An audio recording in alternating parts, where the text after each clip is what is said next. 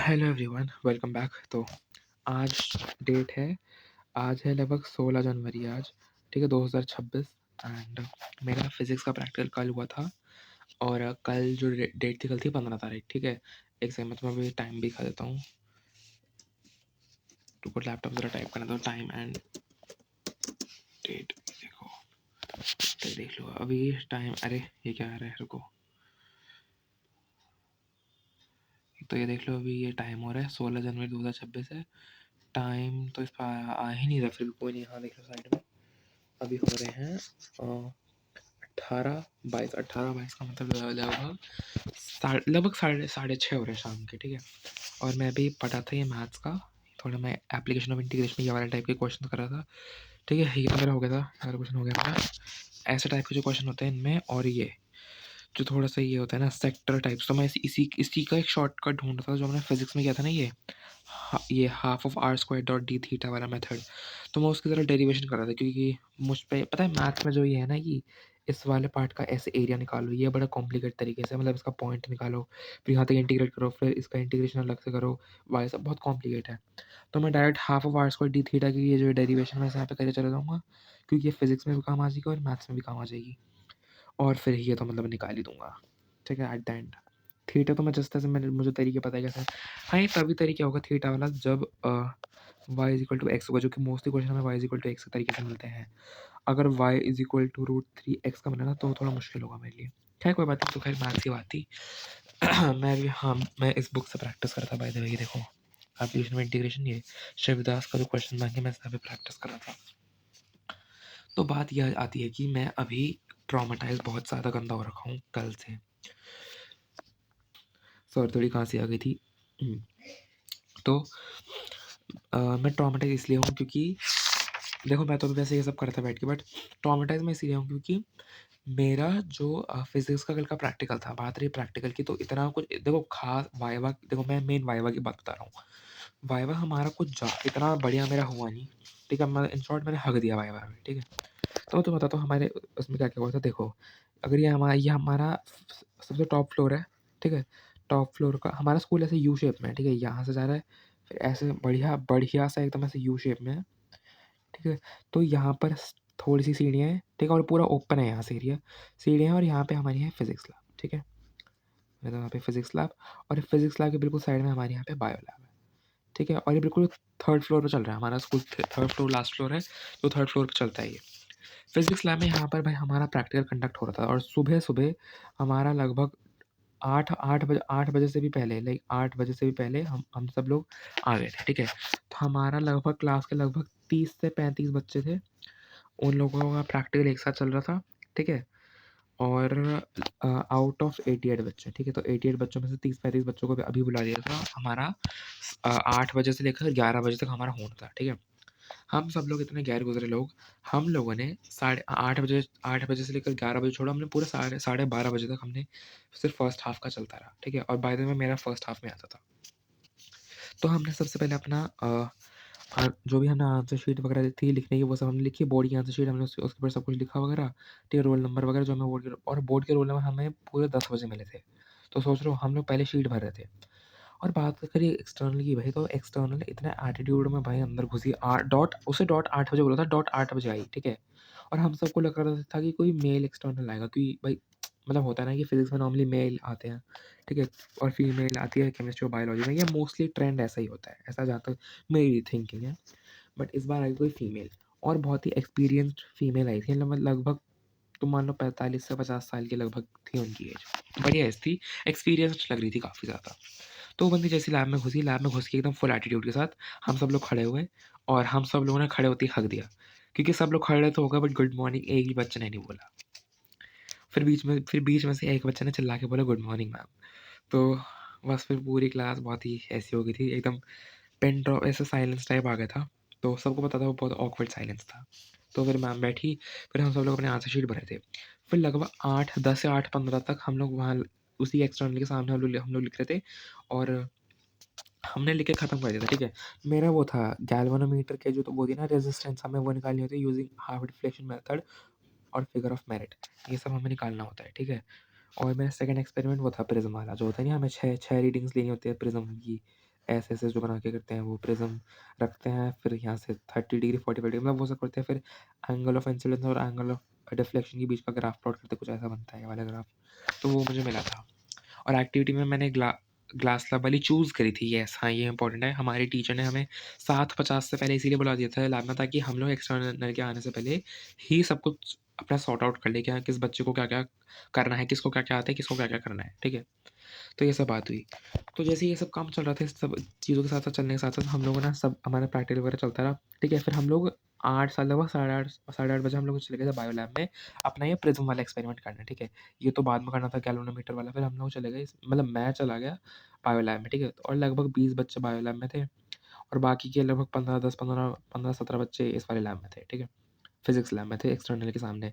वो लोग आंसर शीटें कर रहे थे और साथ-साथ उनका जो दूसरा वाला एक्सपेरिमेंट था, जैसे मीटर ब्रिज वगैरह वाले और ऑप्टिकल बेंच वाले, वो बच्चे वो सब परफ़ॉर्म कर रहे थे। यहाँ पर वो बच्चे थे जिनका वीआई कैरेक्टरिस्टिक कर्व था डायोड, ये वाला डायोड का, ठीक है? जो डायोड वाला वीआई कैरेक्टरिस्टिक कर्व था वो, और साथ में जो प्रिज़्म वाले बच्चे थे वो। तो मेरा प्रिज़्म वाला था, तो मैं भी चला गया बायो लैब में। और भाई बायो लैब में हमारा फर्स्ट बैच था, इसलिए हमारी कोई घंटा चीटिंग हो नहीं पाई। क्यों? वो इसलिए नहीं हो पाई क्योंकि जो एक्सटर्नल थी, एक्सटर्नल के साथ कोई ना कोई ऑब्ज़र्वर भी आया था। और वो ऑब्ज़र्वर आते ही इसमें घुस गया, और जो ऑब्ज़र्वर थी वो हमारी नहीं, मतलब वो इंग्लिश की टीचर थी। ये हमारी जो बायो की टीचर थी बायो लैब में, उसने बताया था। और समहाउ हमारी जो बायोलॉजी की टीचर थी वो जानती थी फिज़िक्स के एक्सटर्नल को, ठीक है? पर इतना भी नहीं जानती थी, वो बस उनका नाम वगैरह जानती थी और कैसी है वो टीचर ये बता देती थी, ठीक है? तो बात ये रही थी, देखो उन्होंने बताया कि जो ये वाली जो एक्सटर्नल है, ये नॉर्मली लैब के अंदर घूमती रहती है, हर एक के बच्चे से रीडिंग निकलवाती है सामने जाके। बट उन मैम ने वो उस दिन नहीं किया, वो इसलिए क्योंकि उस हमारी लैब के नीचे वाले लैब में जो था, चल रहा था पॉलिटिकल साइंस का भी, मतलब एक्सटर्नल आए थे, तो वो सब का चल रहा था। तो इसलिए हो नहीं पाया। साथ में इकोनॉमिक्स का भी चल रहा था, तो इस एक ही दिन पे 3-3 प्रैक्टिकल्स थे, तो इसलिए कुछ हो नहीं पाया ढंग का। तो ख़ैर ये सब था, हमारी रीडिंग्स वगैरह चल रही थी, रीडिंग वगैरह हम लोग ले रहे थे और इसी बीच में चला गया washroom. Washroom by the way हमारा, देखो मैंने बताया ना ये यू शेप में हमारी बिल्डिंग है। तो मैं चला गया सीधा वॉशरूम। वॉशरूम हमारा कुछ इधर है, यहाँ पे बॉयज़ वॉशरूम है और यहाँ पे गर्ल्स वॉशरूम है। तो मैं चला गया अंदर, और भाई अच्छा हुआ कि कोई हमारी क्लास के ना कुछ बच्चे आ गए। हमारी नहीं, दूसरी क्लास के कोई बच्चे आ गए, जो दूसरा साइंस सेक्शन था, प्योर पीसीएम वाला। वहाँ उनके 2 बच्चे आए, उन्होंने मुझे रीडिंग्स थैंकफुली जैसे-तैसे दे दी, और मैं अपना ग्राफ पेपर अपने वॉशरूम में लेके आया था और मैंने वॉशरूम में बैठ के ग्राफ बनाया। फिर मैं वापस गया लैब में, बायो लैब में, फिर मैंने वहाँ पे, और मैं बिल्कुल फ़ोल्ड करके गया था ग्राफ को। ख़ैर कोई बात नहीं, वो सब बात की बात है। फिर मैंने ये सब काम किया, फिर हमने, हाँ, इन सब के बाद हम लोग लगभग 10 बजे के हाँ, लगभग 10 बजे के आस-पास हम लोग चले गए थे वापस से फिज़िक्स लैब में। फिर भाई हमारा कंडक्ट होता है हमारा वाइवा। वाइवा में भाई उस बंदी ने मुझसे तो इतने मुश्किल क्वेश्चन चलो नहीं पूछे, बट फिर भी मैंने हक दिया आसान क्वेश्चन में। बाकी बच्चों से उस बंदी ने सच में बहुत मुश्किल क्वेश्चन पूछे थे, मैं तुम्हें बताता हूँ। उसने क्वेश्चन ऐसे पूछे थे कि लेट्स से वो ना, मतलब अजीब से कुछ बच्चों के सामने तो इतना गंदा सा सर्किट डायग्राम बना रही थी, ठीक है? इतना गंदा, जिसमें ट्रांसफार्मर भी इन्वॉल्व था, ठीक है? तो वो सब था, ठीक है? खैर मुझसे उसने ये पूछा था कि जो ट्रांसफार्मर होता है, स्टेप अप हो, स्टेप डाउन हो, उसमें इनपुट कौन-सा टाइप की होती है? मतलब एसी होती है या डीसी होती है? तो फिर मैंने बोला मैम एसी की वोल्टेज होती है, मतलब एसी इनपुट होता है, बट डीसी भी हो सकता है अगर हम उसमें ट्रांजिस्टर यूज़ करें तो। ठीक है? तो मैंने ये बोल दिया मैम को, तो पता नहीं अब देखते हैं उसका क्या रिएक्शन था, वो थोड़ी कन्फ्यूज़्ड सी लग रही थी। क्योंकि भाई मेरा मॉडल ही मैंने मॉ डेमोंस्ट्र अपना मॉडल ही उसी पे बनाया था, स्टेप अप ट्रांसफॉर्मर पे यूजिंग अ ट्रांजिस्टर, मैंने उसमें ट्रांजिस्टर यूज़ किया था बाय द वे, ठीक है? इन सब के साथ-साथ इन सब के बाद मैंने उसने क्वेश्चन पूछा था कि हाँ, ये क्वेश्चन हमारे पता है वो बंदी हर बच्चों से अलग-अलग क्वेश्चन पूछ रही थी, बट एक क्वेश्चन सब बच्चों से कॉमन पूछ रही थी, और भाई इंटरेस्टिंग बात ये है कि कोई बच्चा बता भी नहीं पा रहा। वो पूछ रही थी जो हमारा इलेक्ट्रिक फ्लक्स होता है उसकी यूनिट क्या होती है, ठीक है? तो मैंने मैंने प्रेशर में आके मैंने वेबर बोल दी। हाँ, ऑफ़ कोर्स ये उसकी होती है, मैग्नेटिक फ्लक्स की होती है, तो ये मुझे भी पता था, बट मैंने फ्लक्स सोच के मैंने वेबर बोल दिया। खैर कोई बात नहीं, तो नहीं, नंबर तो अब खैर कट गए होंगे। तो फिर मैंने मैम को बोला ma'am can I take paper? भाई क्योंकि पेपर पे कर सकते हैं ना ई डॉट डी ए करके, ठीक है? इसकी वोल्ट पर मीटर, इसकी मीटर स्क्वायर, ऐसे मैंने बोला ma'am can I take paper? उसने साफ मेरे मुँह पे मना कर दिया, नो। फिर मैंने कुछ भी होके लाइक वेबर बोला, ठीक है? और भाई कुछ बच्चे वोल्टमीटर सोच रहे थे, ये वोल्टमीटर सोचता है, जो कि ऑफ कोर्स टेक्निकली सही, देखो मैथमेटिकली सही है, बट एक्चुअल में ये यूनिट गलत है। एक्चुअल में तो वो दिया ना, न्यूटन मीटर स्क्वायर पर कूलम, ये होती है। तो खैर कोई बात नहीं अब। और हमारी जो स्कूल की टीचर थी वो एंड में आके हमें बता दी कि तुम लोग इतना आसान क्वेश्चन नहीं बता पाए भाई, क्योंकि सब बच्चे वेबर बोल रहा था, कोई कह रहा था आई डोंट नो, कोई कह रहा था वेबर, तो हर एक ने गलत बता दिया। खैर कुछ नहीं होता। फिर उसने मुझसे अगला क्वेश्चन पूछा कि ये तो खैर ये लास्ट का क्वेश्चन था बेसिकली, ठीक है। उसने मुझसे एक और क्वेश्चन पूछा था और वो क्वेश्चन ये था कि जो हमारा मूविंग कॉइल गैल्वेनोमीटर होता है उसका वर्किंग प्रिंसिपल क्या होता है। तो मैंने बता दिया कि भाई कॉइल को अगर मैग्नेटिक फील्ड के अंदर प्लेस करेंगे तो फिर इस पर टॉर्क जनरेट होगा, फिर टॉर्क का फॉर्मूला मैंने बता दिया था। उसने कहा ओके। अब उसने ओके बहुत पॉज लेके बोला, तो मुझे लग रहा था कि वो कंफ्यूज हो गई पक्का। तो मैंने ना काफ़ी मैनिपुलेटिव आंसर दे दिया मैंने, इन शॉर्ट यही था। और उसने अगला क्वेश्चन ये पूछा था कि जो मूविंग कॉइल गैल्वेनोमीटर होता है उसमें हमारा इलेक्ट्रिक फील्ड ग्रेडियंट और पोटेंशियल ग्रेडियंट, ये वाला जो फॉर्मूला होता है ना हमारा dV/dr इक्वल्स टू -E, ये वाला जो फॉर्मूला होता है ये इस पर एप्लीकेबल कैसे है। मैंने कहा oh my God, very weird question. तो भाई देखो मूविंग कॉइल गैल्वेनोमीटर वैसे भी फोर्थ चैप्टर ऑलरेडी बहुत बड़ा है, उसमें बहुत सारे फॉर्मूला है और उसका ये एंड का टॉपिक है तो इतना ध्यान भी नहीं जाता वहाँ तक, पर उसने फिर भी पूछ लिया।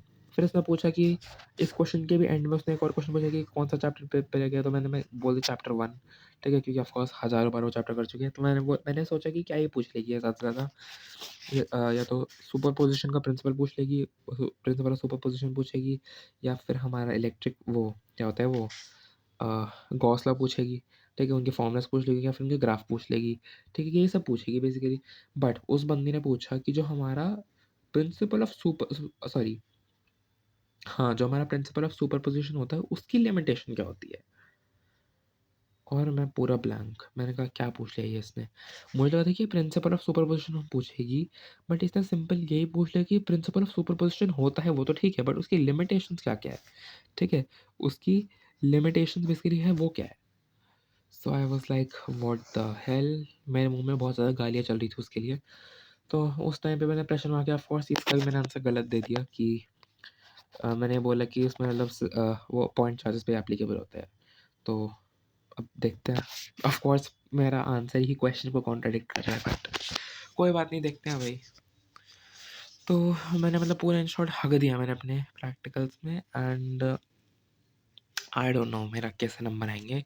हाँ, अगर मैं आंसर शीट की बात करूँ, आंसर शीट मैंने अपनी बहुत तगड़ी बनाई है, मतलब तगड़ी इन द सेंस बहुत बढ़िया बनाई है मैंने।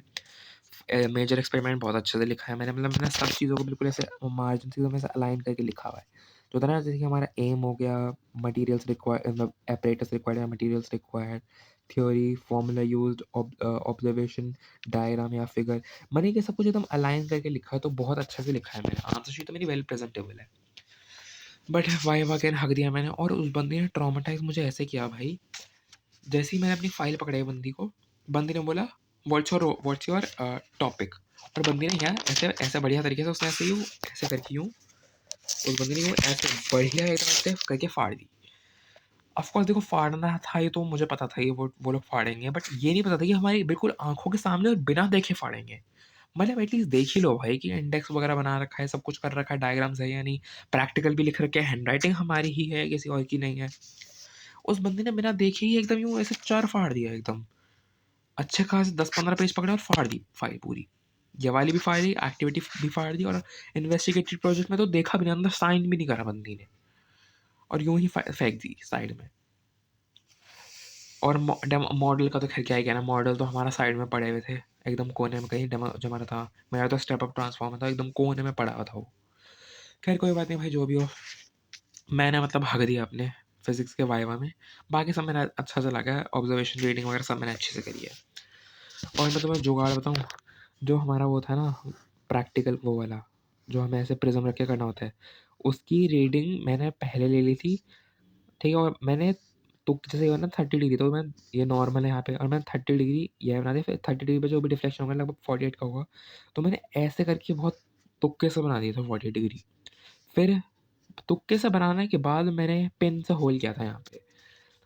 नॉर्मली रूल तो ये कहता है ना कि पहले पेन आपको लगानी पड़ती है, प्रिज्म में से देखना होता है, फिर पेन लगानी होती है, फिर जॉइन करनी होती है। मैंने जॉइन करने के बाद पेन से छेद दिया था कि किसी को पता भी ना लगे। खैर कोई बात नहीं, अब जो भी हो ऐसे ही चल रहा है भाई। मैं भी अभी तो मैं मैथ्स कर रहा हूँ, और मेरा केमिस्ट्री का प्रैक्टिकल 19th को है, तो ऑफ़ कोर्स मैं चारों दिन बैठ के केमिस्ट्री नहीं पढ़ूँगा क्योंकि बाकी सब्जेक्ट भी है। मैथ्स कर रहा हूँ मैं तो अभी, तो मैं बता दिया था मैंने।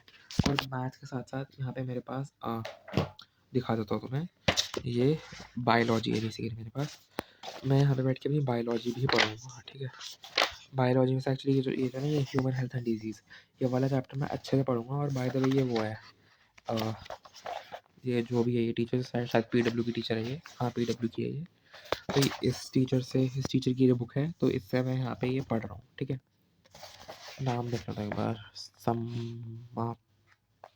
समाप्ति सिन्हा, हाँ ये नाम है इसका, इस टीचर का। तो यहाँ से बैठ के मैं ये पढ़ूँगा। बस फिर मिलूँगा भाई। केमिस्ट्री के प्रैक्टिकल से एक दिन पहले भी अपना रोना-धोना तो मैं बचाऊँगा, वीडियो अपलोड कर दूँगा, फिर बताऊँगा तुम्हें क्या हाल होगा मेरा बाद में, ठीक है। तो बस आज की वीडियो के लिए इतना ही, और बहुत लंबी वीडियो बन गई, खैर कोई बात नहीं। ठीक है, तो मिलूँगा अगली वीडियो में। Bye bye.